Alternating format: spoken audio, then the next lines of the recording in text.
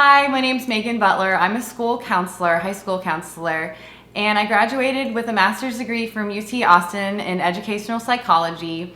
I specialize in adolescent use of social networking like Facebook.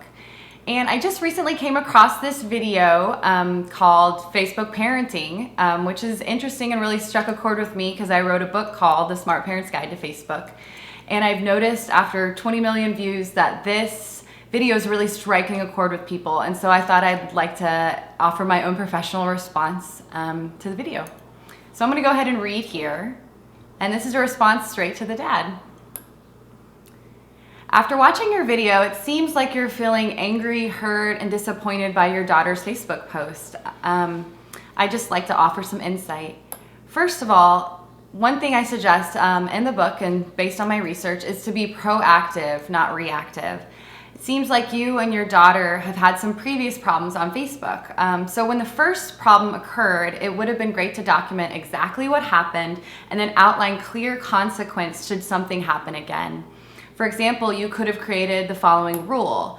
If you write disrespectful things about your family on Facebook, you're gonna lose your laptop for a couple months. If you're concerned about your daughter's use of curse words on Facebook, you could have something that says, if you write a curse word on Facebook, you're gonna be required to immediately remove the post and you'll lose your laptop for, say, a week. You would have outlined a clear consequence prior to the act occurring. So that's what I mean by proactive, not reactive. This way you won't find yourself getting caught up in an emotional state and overreacting or doling out a punishment that doesn't fit the offense. A lot of people who watch this post are gonna think, you know, he shouldn't have shot her laptop. That's overreacting. So outlining a clear consequence prior to the act is a good idea. Next, when you react with empathy. Try to understand where your daughter's coming from and why she wrote this post on Facebook. Obviously, it's really concerning. It sounds like she feels like her work is not valued. Like when she does these chores, she's not feeling valued and respected. She feels like people don't appreciate her. She's asking for money because many teens feel like money is a good way of saying, thank you, your work and time is valuable, I appreciate it. If you don't want to pay your child for chores, that's totally reasonable. Sometimes just saying thank you on a daily basis to a teen, thank you for doing this work, is a good way to show your daughter that you're grateful for her time, for her effort. If you felt hurt, angry, and disappointed that she made fun of you on Facebook, then express that through words and not through bullets. So react with empathy.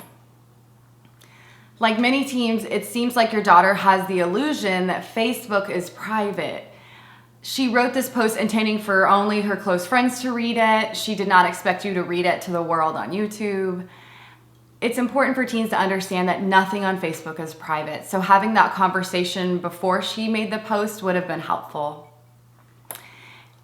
In addition, it probably hurt even more that your daughter put this private issue on Facebook, just as it hurt her even more that you posted a personal response on YouTube.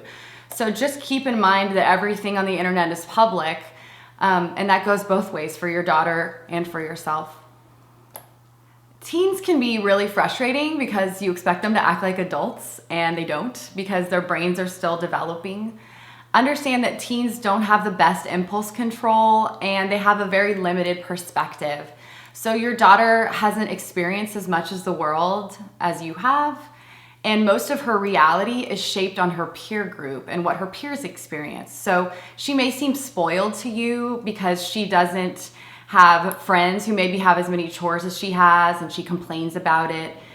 You have a bigger perspective. You have a fully formed brain. You have better impulse control.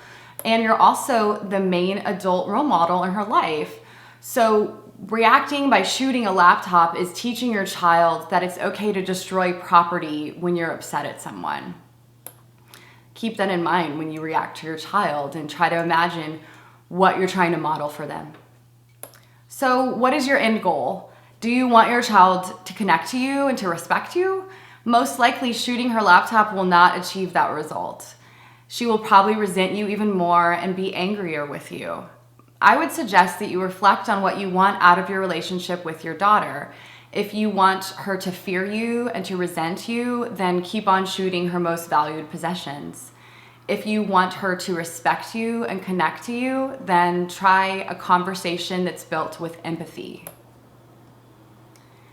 So, as a counselor, if any parents out there run across similar issues with your teens, here's my advice. As I stated before, be proactive, not reactive. Think of expectations for your child ahead of time and outline clear consequences if rules are broken. 2, have a weekly check-in time with your child to see their Facebook and talk about any issues you have. This will increase that dialogue in the family about Facebook, and it will let your child know that you're paying attention to what they do online. If your child is upset at the idea of having you check in on their Facebook, remind them that Facebook is public. It's a public space and nothing is private, so no matter the privacy settings or the limitations they put on it, they should expect public interaction with you about their Facebook page. 4, in conversations about Facebook and actually any subject, try to compliment your teen more than you criticize them. Teens are very sensitive to criticism, and they use Facebook as a personal way to express themselves. So try to use Facebook as a way to springboard into conversations and connect with your teen. Overreacting and threats will never take you as far as empathetic conversations and listening. So that's my take on it. Like I said, I'm a school counselor. I work with teens for a living, hundreds and hundreds and hundreds of teens. And I hope that this short YouTube video is going to help you connect with your children, and good luck on Facebook.